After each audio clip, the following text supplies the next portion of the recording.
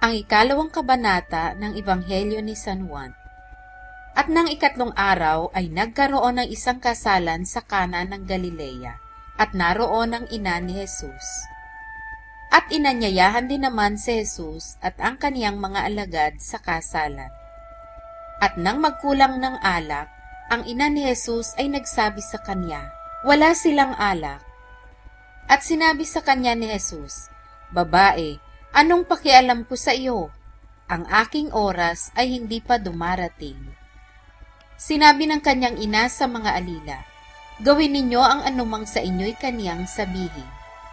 Mayroon nga roong 6 na tapayang bato na nalalagay alinsunod sa kaugaliang paglilinis ng mga Hudyo, na naglalaman ang bawat isa ng 2 o 3 bangang tubig. Sinabi sa kanila ni Jesus, "Punuin ninyo ng tubig ang mga tapayan," at kanilang pinuno hanggang sa labi. At sinabi niya sa kanila, "Kunin ninyo ngayon at inyong iharap sa pangulo ng kapistahan," at kanilang iniharap. At nang matikman ng pangulo ng kapistahan ang tubig, na naging alak nga, at hindi niya nalalaman kung saan buhat, datapwat nalalaman ng mga alila na nagsikuhan ng tubig, ay tinawag ng pangulo ng kapistahan ang kasintahang lalaki.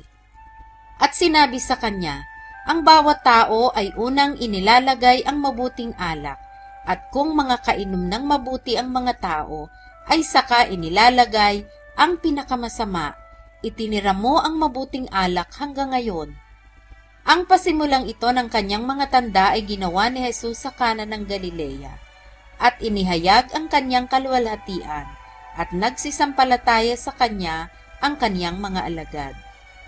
Pagkatapos nito ay lumusong siya sa Capernaum, siya at ang kanyang ina, at ang kanyang mga kapatid, at ang kanyang mga alagad, at sila'y nangatira roong hindi maraming araw. At malapit na ang Pasko ng mga Hudyo, at umahon si Jesus sa Jerusalem. At nasumpungan niya sa templo yaong nangagbibili ng mga baka, at mga tupa at mga kalapati, at ang mga mamamalit ng salapi na nangakaupo. At ginawa niyang isang panghampasang mga lubid. Itinaboy niyang lahat sa templo ang mga tupa, at gayon din ang mga baka, at ibinubo niyang salapi ng mga mamamalit, at ginulo ang kanilang mga dulang. At sa nangagbibili ng mga kalapati ay sinabi niya, "Alisin ninyo rito ang mga bagay na ito, huwag ninyong gawin ang bahay ng aking ama na bahay kalakal." Napag-alaala ng kanyang mga alagad na nasusulat, "Kakanin ako ng sikap sa iyong bahay." Ang mga Hudyo nga'y nagsisagot at sa kanya'y sinabi, "Anong tanda ang maipakikita mo sa amin? Yamang ginawa mo ang mga bagay na ito." Sumagot si Jesus at sa kanila'y sinabi, "Igiba ninyo ang templong ito at aking itatayo sa 3 araw." Sinabi nga ng mga Hudyo, 46 na taon ang pagtatayo ng templong ito at itatayo sa 3 araw? Datapwat sinasalita niya ang tungkol sa templo ng kanyang katawan.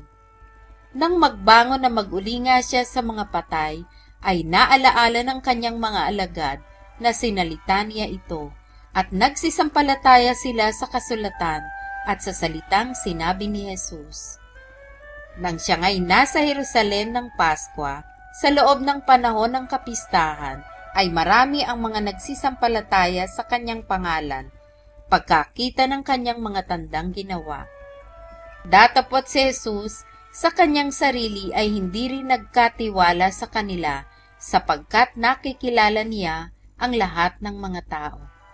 Sapagkat hindi niya kinakailangan na ang sinuman ay magpatotoo tungkol sa tao, sapagkat nalalaman nga niya ang isinasaloob ng tao.